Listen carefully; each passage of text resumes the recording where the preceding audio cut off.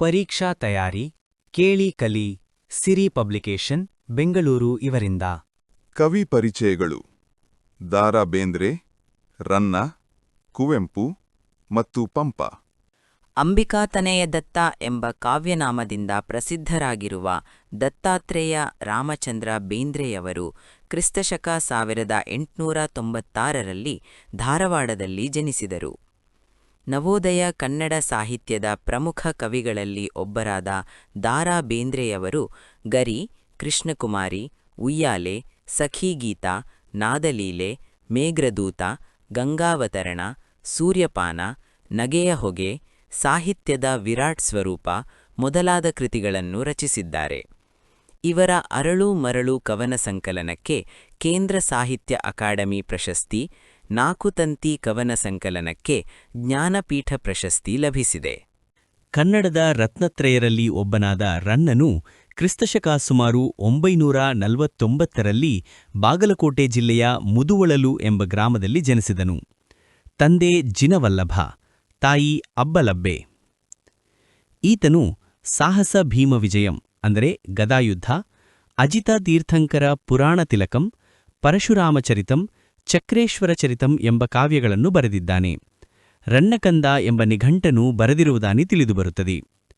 ರನ್ನನು ಚಾಲುಕ್ಯ ದೊರೆ ತೈಲಪನ ಆಸ್ಥಾನದಲ್ಲಿದ್ದು ಆತನಿಂದ ಕವಿಚಕ್ರವರ್ತಿ ಎಂಬ ಬಿರುದನ್ನು ಪಡೆದಿದ್ದಾನೆ.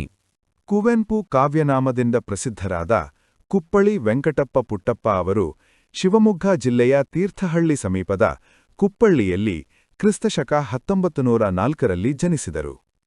ಇವರು ಕೊಳಲು, ಪಾಂಚಜನ್ಯ, ಪ್ರೇಮ ಕಾಶ್ಮೀರ, ಪಕ್ಷಿಕಾಶಿ, ಶ್ರೀರಾಮಾಯಣ ದರ್ಶನಂ, ಕಾನೂರು ಹೆಗ್ಗಡತಿ, ಮಲೆಗಳಲ್ಲಿ ಮದುಮಗಳು, ತಪೋನಂದನ, ರಸೋವೈಸಹ, ಅಮಲನ ಕಥೆ, ಬೊಮ್ಮನಣ್ಣನ ತಮ್ಮ, ಬೊಮ್ಮನಹಳ್ಳಿಯ ಕಿಂದರಿ ಜೋಗಿ, ಜಲಗಾರ, ಯಮನ ಸೋಲು, ಬೆರಳಿಗೆ ಕೊರಳ್, ನೆನಪಿನ ದೋಣಿಯಲ್ಲಿ, ಆತ್ಮಕಥನ ಮುಂತಾದ ಕೃತಿಗಳನ್ನು ಬರೆದಿದ್ದಾರೆ.